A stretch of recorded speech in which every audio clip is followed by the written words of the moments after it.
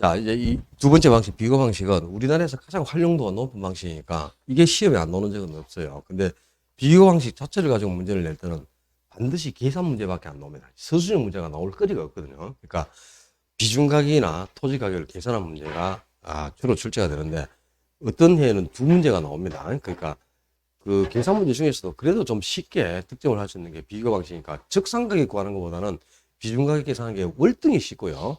요령만 습득하면 이거는 한계를 맞출 수 있는 그런 영역이니까 점수를 딸 수 있도록 하셔야 되겠어요.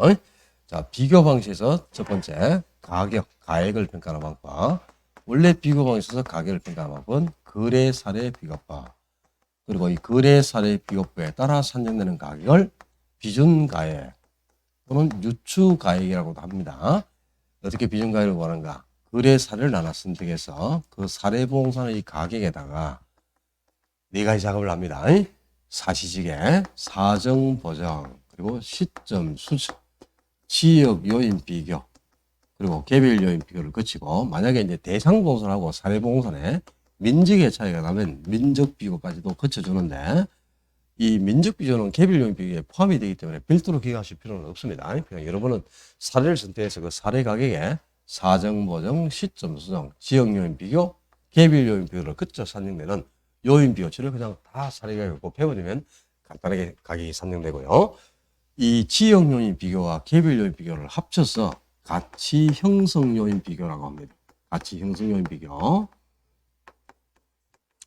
그럼 이제 간편 규칙에서는 이렇게 규정되어 있겠죠. 간편 규칙에서 거래 사례 비교법이라 이 간편 규칙에 규정된 정의 자체가 그냥 시험 지문이에요. 그러니까 서술형 문제가 나올 때는 이 규칙에는 용어의 정의를 반드시 한 문제 낸다 그랬죠. 그때 이제 거래 사례 비교법, 공시가 기준법 이런 용어의 정의가 지문으로 등장한단 말이에요. 서술은 그 외에는 이제 계산 문제로 나오는데 자 간편 규칙을 보면 거래 사례 비교법이란 평가하고자 하는 대상 물건과 가치 형성 요인이 같거나 유사하다고 인정되는 그러니까 가치 형성이 같거나 비슷한 거래 사례를 선택해서 그 거래 사례를 대상 부동산의 해당에 맞게 사정 보정, 시점 수정, 가치 형성 요인 비교 등의 과정을 거쳐 대상 물건의 가액을 산정하는 감정평가를 말한다. 이렇게 딱 정의가 되어 있어요. 그러니까 이제 거래 대상 물건하고 가치 형성 요인이 같거나 비슷하다 이 말이 동일성이 있거나 유사성이 있는 물건이 거래된 사례를 선택한다는 거죠.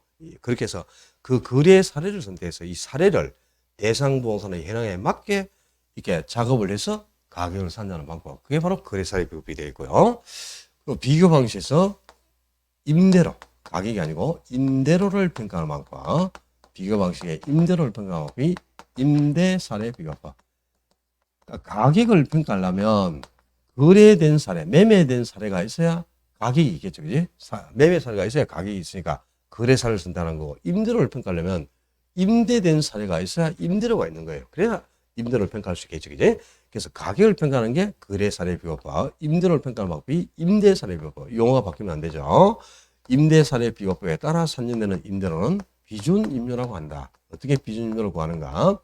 역시 임대가 된 사례를 하나 선택해서 그 사례 부동산의 임대료, 사례 부동산의 임대료에다가 거래 사례법하고 똑같이 사정 보정, 시점 수정, 지역 요인 비교, 개별 요인 비교를 거쳐 산정되는 요인 비교치를 그대로 곱해줍니다. 그러니까 거래 사례 비교하고 똑같은 원리로 임대료를 평가하는 방법이 바로 임대 사례 비교법이 되어 있고요.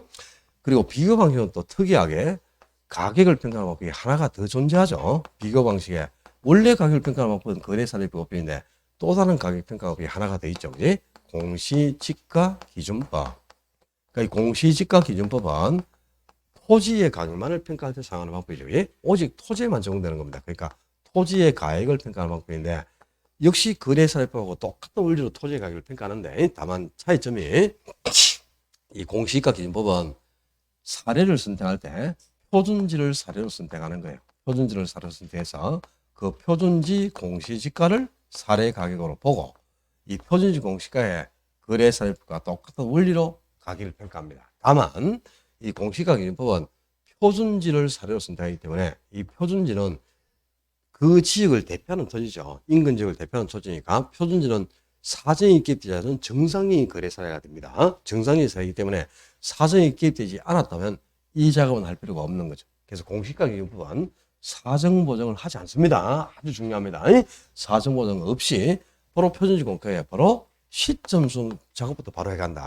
시점 수정, 그리고 지역 요인 비교, 그리고 개별 요인 비교를 거치고, 그리고 이제 공시가격 부분 특이하게 그 밖에 요인 보정을 할 게 있으면 그 밖의 요인 보정 작업까지를 거쳐서 토지의 가격을 평가해요. 그러니까 거래사례나 임대사례법은 그 밖에 요인 보정 작업이 없어요. 이 공시가 기준법만 그 밖에 요인 보정이라는 작업이 있습니다. 이것까지를 거쳐서 토지의 가격을 평가하는 방법, 그게 바로 공시가 기준법이고, 원리는 이제 세 가지 방법이 똑같이 거래사례법하고 동일한 원리 가격을 평가하기 때문에 이 거래사례법 한 개만 정리하면 세 가지 방법이 한꺼번에 다 정리가 될 수 있는 겁니다. 그러니까 공부거리도 없어요. 자, 거래사례법은 만약에 A라는 건물의 가격을 2022년 4월 시점에서 가격이 얼마인가를 평가하고자 합니다. 근데 이 물건은요, 주월동에 소유하고 있는 물건이고, 30평짜리 주택인데, 30평짜리 주택이고, 방이 3개가 있고요. 방이 3칸이고, 화장실도 1개가 있고, 베란다도, 발코니도 하나가 있는 이런 주택 가격을 평가하고자 한다. 그러면 이 A 부동산이 평가하고자 하는 평가 대상 부동산이 되겠죠. 그럼 거래사례법은 이 대상 부동산과 동일성이 있거나 유사성이 있는, 즉 가치 형성이 같거나 비슷한, 그러니까 똑같은 물건이나 비슷한 물건이 거래된 사례를 하나 선택한단 말이야. 그렇게 해서 이 사례 부동산을 대상 부동산의 현황에 맞게 비교를 하면서 가격을 평가하는데, 자, 사례를 하나 선택했더니 이 사례가 2021년 4월에 거래를 했고요. 얼마에 거래를 했냐? 2억에 거래를 했어요. 2억에 거래를 했는데, 이 물건은 여기가 무슨 동이었지? 우남동이죠. 우남동. 아, 참. 우남동에 소재하고 있는 물건이고, 그리고 이제 역시 방도 3개가 있고, 화장실도 2개가 있고, 베란다도 2개가 있습니다. 이거는. 그리고 30평짜리 주택이라. 근데 누구하고 거래를 했냐? 저하고 말이야. 우리 남 회장님 사이에 거래를 했습니다. 그죠? 사례가 이제 대상 부동산하고 똑같은 물건이 거래된 사례가 있으면 참 좋은데, 동일성이 있는 물건이 거래된 사례를 찾기가 어렵습니다. 부동산은 개별수 때문에. 그러면 이제 동일성 있는 물건이 없으면 유사성이 있는 물건이 거래된 사례를 선택한다는 거죠. 그렇게 해서 이제 사례를 이렇게 대상 부동산에 맞게 비교하면서 가격을 평가하는데, 이 사례를 보니까 지금 저하고 우리 회장님 사이에 거래를 했기 때문에 우리가 이미 잘 알고 있는 사이잖아. 그죠? 이미 우리가 뵌지 6개월이 지났지만 6개월이, 그지? 그리고 또 매주 만나서 또 같이 소주를 또 한 잔씩 기다리기 때문에, 그죠? 반주로. 그러니까 이미 잘 나는 지인 사이에 거래가 된 겁니다. 그러니까 이게 거래 사례 자체에 이 사례 가격에 사정이 기입되어 있다는 거다. 그지? 만약에 잘 나는 지인 사이나 뭐 친족 간이나 뭐 공공기관과 거래를 하지 않고 정상적으로 매도인하고 매수인 사이에 거래를 했더라면 2억이 아닌 다른 가격에 거래됐을 수가 있으니까, 이 제일 먼저 이제 거래 사례에 개입된 사정을 수정합니다. 그게 바로 사정 보정 작업이죠. 그리고 두 번째는 지금 대상 부동산을 평가하고자 하는 시점, 이 기준 시점은 2022년 4월이에요. 근데 사례가 지금 2021년 4월에 거래를 했으니까 거래가 1년 전에 이루어진 거지. 그러면 A하고 B가 똑같은 물건이라 하더라도 1년 전에 거래된 이 가격이 지금도 똑같이 2억일 수는 없죠. 그지? 가격은 계속 변한다. 가격이 변한다는 게 변동의 원칙이지. 그래서 변동의 원칙, 가격이 변하는 변동의 원칙 때문에 거래 시점에 거래를 하지 않고 기준 시점에 거래를 했더라면 이 사례 가격이 얼마에 거래가 됐겠냐고 이 기준 시점으로 거래 시점의 가격을 기준의 가격으로 바꿔주죠. 그게 이제 시점 수정 작업인데, 우리 지난주에 정리했잖아요. 시점 수정이 필요한 근거가 바로 1년간 가격이 변하기 때문이다. 그래서 변동의 원칙이 시점 수정이 필요한 근거가 되고 기준 시점을 확정하는 근거가 된다. 가격 원칙에서 배웠죠. 중요한 거야 그게. 그래서 이 시점 정도 하고, 또 지금 대상부동산은 주월동에 속해 있는데 사례부동산은 우남동에 속해 있습니다. 그러니까 대상하고 사례가 속한 지역이 다르니까 이 지역의 격차도 수정해야지. 만약에 이 사례도 똑같은 주월동에 있었다면 또 2억이 아닌 다른 가격에 거래될 수가 있으니까, 그지? 이 대상부동산과 사례부동산의 지역의 차이가 나는 지역의 격차를 수정한다. 그게 지역 요인 비교죠. 그리고 이제 물건은 평수하고 방 숫자는 똑같아요. 그지? 똑같지만 이 화장실하고 베란다 개수가 다르기 때문에 물건도 이 대상부동산과 사례부동산이 동일했다면 가격이 2억이 아닌 다른 가격에 거래될 수가 있으니까 이 대상부동산과 사례부동산의 물건의 차이가 나는 물적 차이도 수정합니다. 그게 개별 요인 비교네. 그지? 이렇게 해서 이제 네 가지 작업을 하면 이 작업 결과선인데는 요인 비교해서 나타납니다. 뭐 90분의 100, 그 다음에 시점수는 100분의 105, 뭐 지역요인 비교치는 100분의 110 이렇게 요인 비교치가 나오면 그 요인 비교치를 사례 가격이 2억이니까 2억에 전부 곱해가요. 그럼 가격이 산정됩니다. 이렇게 거래사를 비교해서 가격을 평가하는 방법이 거래사례 비교법인데 원리는 아주 간단하고 공부할 것도 거의 없습니다. 가장 먼저 이제 우리가 거래사례법을 적용하려면 제일 먼저 해야 될 게 뭐야? 거래 사례를 수집해야 하는 거죠. 그치? 사례를 선택해야 되는 거야. 근데 이 사례가 아무거나 사례가 다 될 수는 없죠. 거래 사례는 반드시 네 가지 작업을 거쳐야 하니까 이 네 가지 작업이 모두 가능할 때 사례로 채택될 수 있는 거지. 그러니까 사례 수집 기준 사정 보정이 가능할 것, 시점 수정이 가능할 것, 지역 요인 비교가 가능할 것, 개별 요인 비교가 가능할 것. 이 네 가지가 가능할 때 사례로 채택될 수 있고 그래서 사례를 선택했어요. 그럼 이제 사정 보정도 하고 시점도 하고 지역요인도 비교해야 되겠죠. 그런데 이 사정 보정이나 시점 수는 지역요인 비교를 생략하는 경우가 있습니다. 안 하는 경우도 있습니다. 이걸 이제 오늘 정리를 하셔야 되는데 자, 제일 먼저 사정 보정 작업을 하지 않는 경우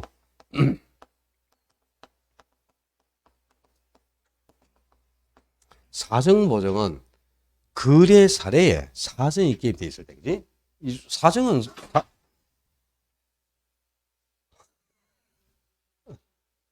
알았어.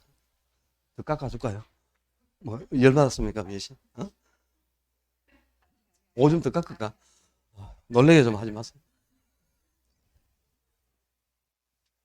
사정 보정은 이제 대상 부동산은 사정이 개입되거나 그런 게 없죠. 사례에만 사정이 개입되는 거니까 이 사례에 개입된 사정을 수정하는 거죠.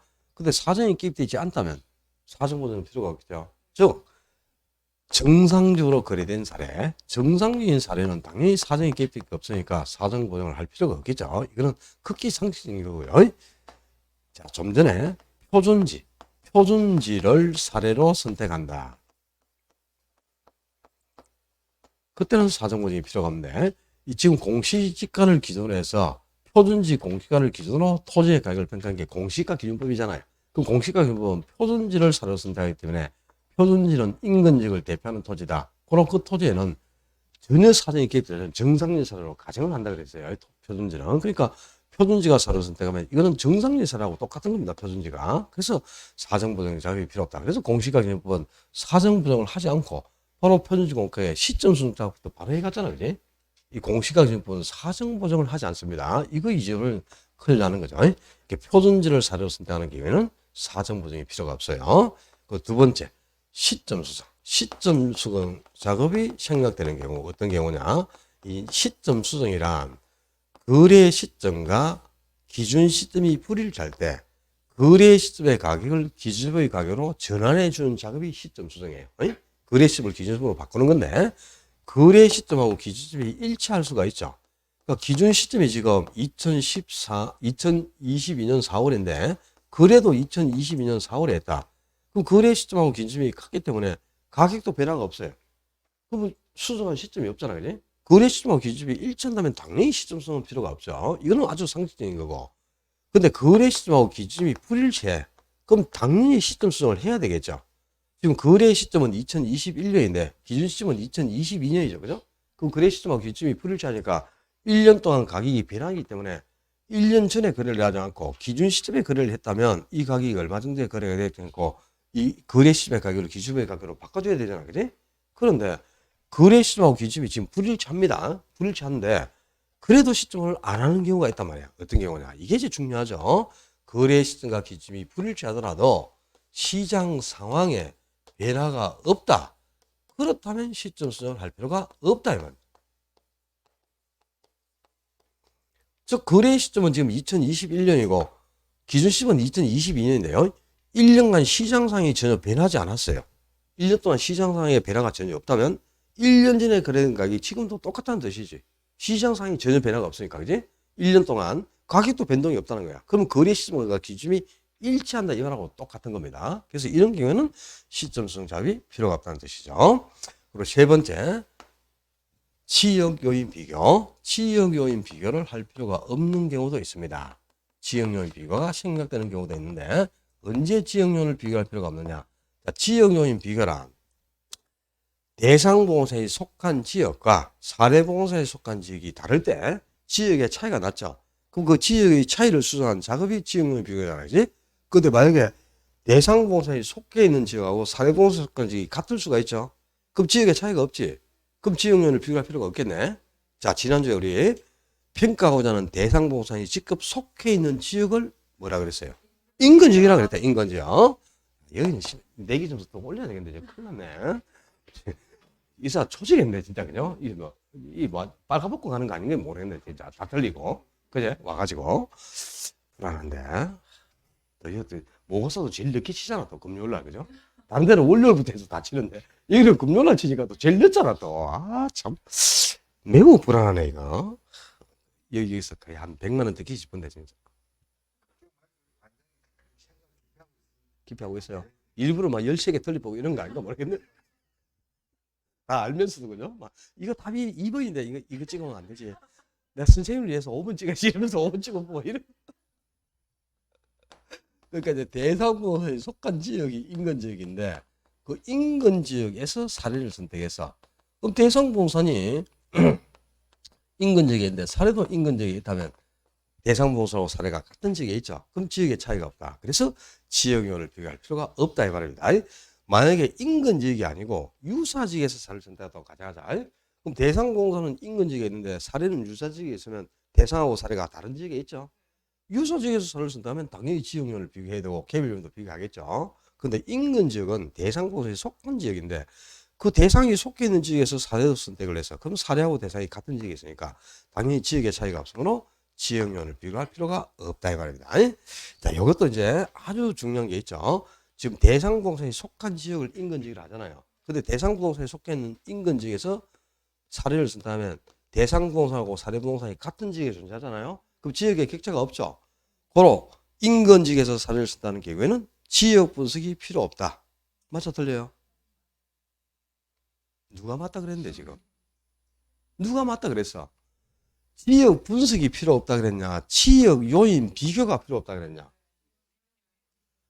이 작업이 필요가 없다니까. 이게 뭔데? 지역 분석이야. 이게 지역 요인 비교지. 지역 요인 비교 작업이 필요가 없지. 지역 분석이 필요 없는 경우 없어요. 지역 분석을 생략하면은 지역 분석을 안 하면 개별 분석도 못 합니다. 우리 지난주에 지역 분석과 개별 분석 비교했잖아. 대상부동산에 속해 있는 지역의 가치 형성을 분석해서 그 지역의 표준적 이용과 가격 수준을 밝히는 작업이 지역 분석이야.